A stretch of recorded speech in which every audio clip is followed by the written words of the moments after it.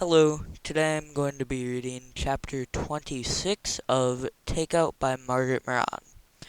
And also, I'm really sorry about my upload schedule being non existent for right now, but I'm still trying to get used to the whole having to upload once a day YouTube and making time for it, even though I should have a lot of time with quarantine, but I'll try to be a little bit better with this whole thing. So, chapter 26 of Takeout by Margaret Maron. So, what did you think? Asked Sigrid as she clicked her seatbelt and opened her notepad. Were they telling the truth? Hard to say, said Hence, who was driving. I didn't notice any obvious tells. Did you?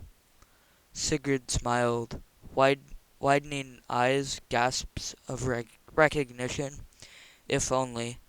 She jotted a few notes on their interview at the Delvicho house. Want to swing by that soup kitchen? Asked Hence. Not much point, is there? Laurie and Albie didn't learn anything when they tried again yesterday. What are we missing here, Hence? Who's not telling us what we need to know? Two men dead. Takeouts that came from two houses. But which one killed them? Randolph, Charlotte Randolph had a prescription for the right kind of Coumadin, but no reason to kill Jack Bloss if she really is going to tell the whole story of her big break in her book.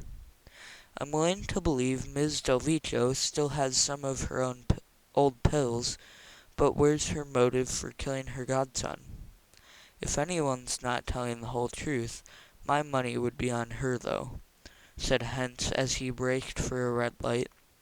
Beyond the light, cabs and buses were trying to make 4 lanes out of 3, and horns blared impatiently as pedestrians in the crosswalk threaded among turning cars. That woman could be the Snow Queen, but her granddaughter and son-in-law seemed fond of her. And don't forget that she lost her daughter only 6 months ago. She's probably still grieving. Yeah, well, everyone says Matty blamed himself for not driving Area Edwards that day. Maybe she blamed him too.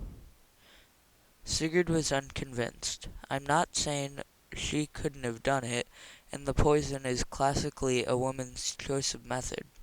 I just don't think she would have waited 6 months if that were the case. So why now? What triggered this? As they neared the station, she spotted a soubrette's yellow and blue umbrella on the corner. Let me out here. I'm getting a hot dog for lunch. You want one? Mustard and onions, he said. Although most of her team were still out running down the owners of the abandoned cars that had been scrapped, Sigrid and Hence were not the only two who had opted for a lunch of street food. When they reached the office, Tilly was working on an enormous turkey wrap, and Gonzalez had only been back long enough to unwrap a couple of egg rolls. He dipped one end into a container of plum sauce and reported that he had come up dry on the first owner he had tried to find, a Winston James Goldman.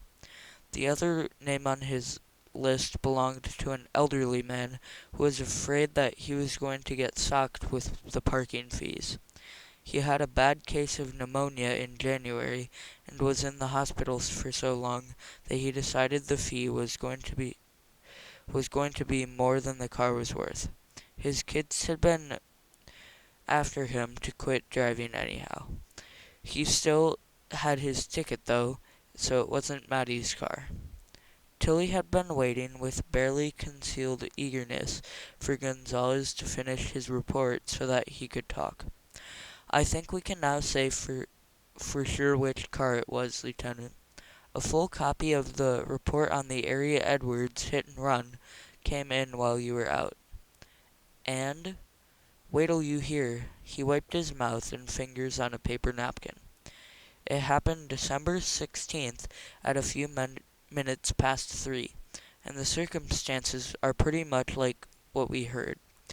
Ms. Edwards stepped off the curb at Madison and East 53rd right in front of a car that was driven by a white male. It knocked her down, ran her over, and just kept going. Ran a red light and was gone. Witnesses say it was an older white sedan, either a Toyota or a Honda.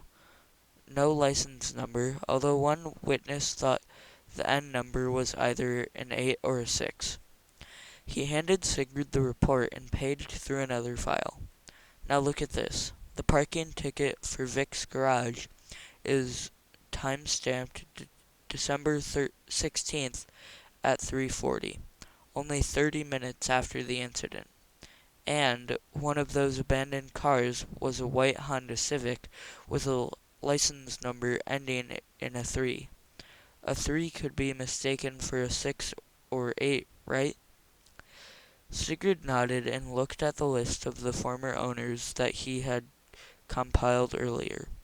This Elton Denver Capps may have been responsible for Area Edwards' death. But what was Matty doing with his parking ticket? There were blank looks all around. Who's trying to find Capps? Tilly consulted his list. That would be Urbanska. It had been a busy morning for Detective Dinah Urbanska. The DMV's last address for Elton Denver Capps was above a store on the Bowery that sold light fixtures. The door that led upstairs stood open, so she stepped into the vestibule to read the names on the mailboxes. No Capps. The manager and owner of Lee's Lighting was a small Chinese-American woman with glossy black hair and a bright, friendly smile. Elton Capps? And he lived here? Ah, you must mean Denny Capps. He moved out almost 18 months ago. What can you tell me about him? Urbanska asked. The manager shrugged her thin shoulders. Not much. He rented one of the rooms here for less than 2 years. Always late with the rent. Didn't seem to have a regular job. I got tired of dunning him and asked him to leave. Do you know where he went? Little Italy, she said promptly. Off Delancey. He gave me the address so I could mail him back his security deposit after I'd had a chance to see if he'd done any damage. He hadn't, so I did. Let me see if I kept it. She disappeared through a door in the back, and while she was gone, Urbanska looked around the store. Dozens of fixtures hung from the ceiling, all shapes and sizes.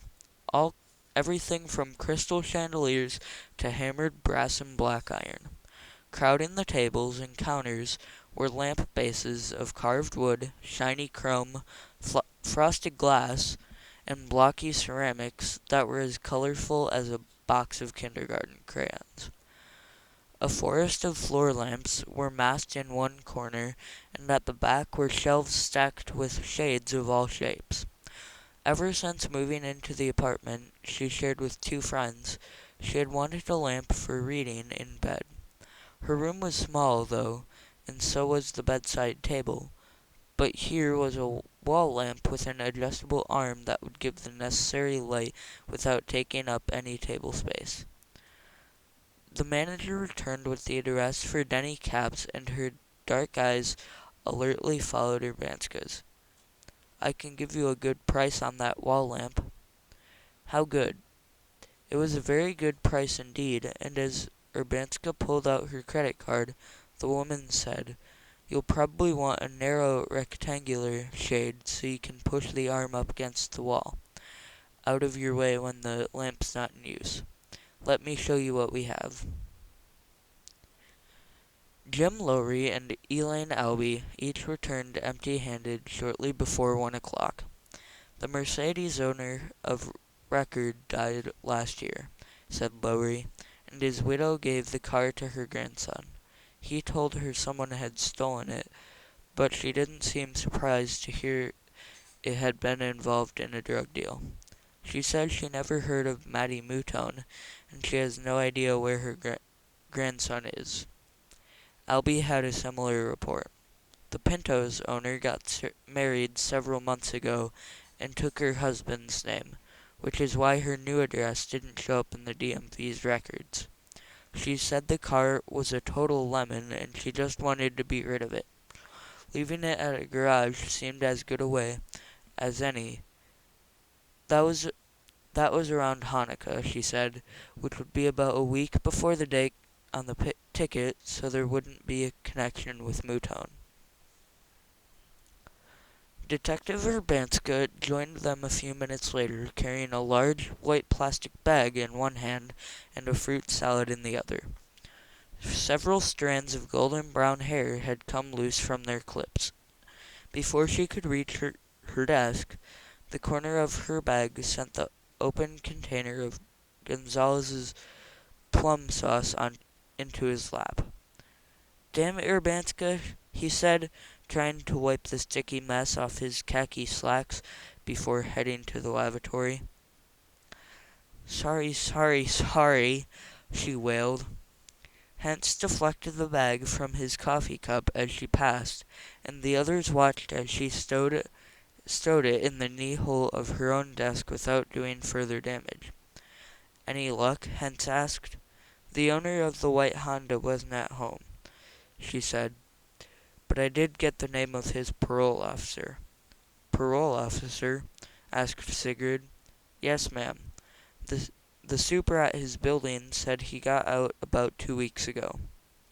She flipped open her notepad and passed it on to Tilly. "Maybe you can contact him?" Gonzalez returned with a large wet spot on the upper leg of his pants. While they finished eating lunch and batted the known facts of the case back and forth, Tilly was listening on the phone and making notes as he ate. When he hung up, he was shaking his head in wonder. Elton Denver Capps was sentenced to 18 months for aggravated assault. He was paroled, but then violated his parole and was picked up last December 17th, the day after the hit and run, to be exact, and sent back to prison. He got out about 10 days ago and is currently doing community service as a condition of his early release. Guess where? "Oh my God," Elaine Albie exclaimed. "Martha's table? That Denny we talked to yesterday was Elton Denver Capps?" asked Jim Lowry. "Go bring him in," said Sigrid, tossing the remains of her hot dog into the nearest wastebasket. And that's the end of chapter 26, and I will see you again for chapter 27. And as always, have a wonderful day.